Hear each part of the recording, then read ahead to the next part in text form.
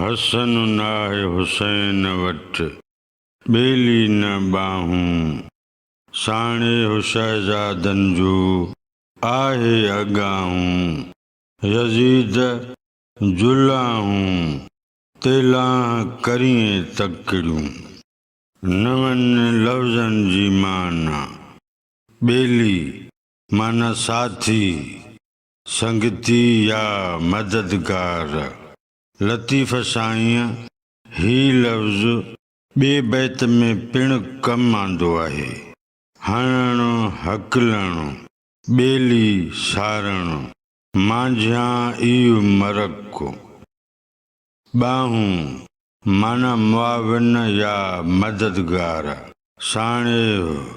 माना देह देश या वतन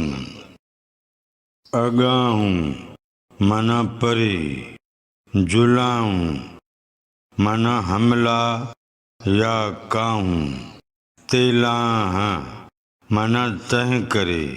करिए माना तू करी हिन लफ्ज़ जो मज़दर आहे करण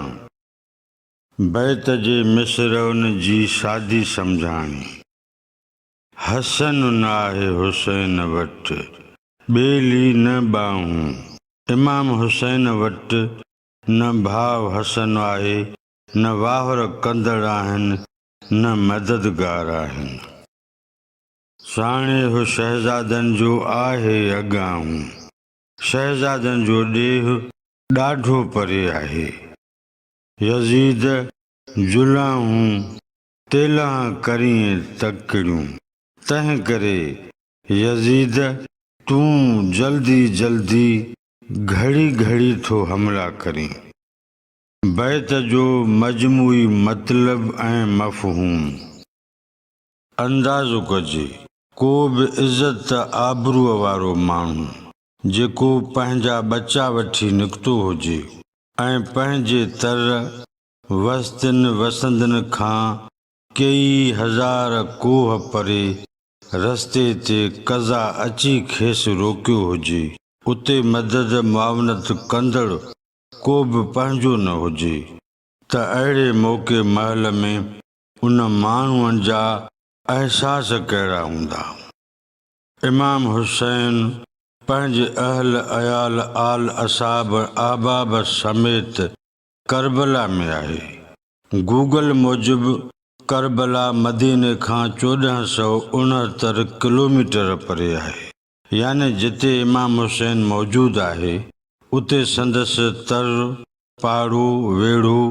वेझो न आहे वाक़ुफ़ वांगी वतन जा मुयसर न आहिनि इमाम हुसैन जे अहिड़े अहसासनि जो तर्जुमो भिटाई साहब बैत में हिन रीति कयो आहे हसन नाहे हुसैन वट बेली न बाहूं साणे हो शहजादन जो आहे अगाहूं यजीद जुलाहूं तेलाह करिए तकड़ूं इमाम हुसैन सां संदसि सॻो भाउ इमाम हसन बि साण कोन्हे ॿिया त सभु आहिनि जंहिंजो ख़्यालु जंहिंजी संभाल हुसैन साईं पाण रखे थो अहिड़ो ॿियो कोन्हे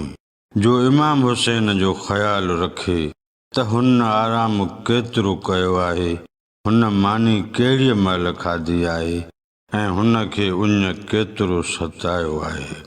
अहिड़ो को बि इमाम हुसैन सां गॾु कोन्हे इमाम हुसैन ऐं संदसि साण शहजादनि जो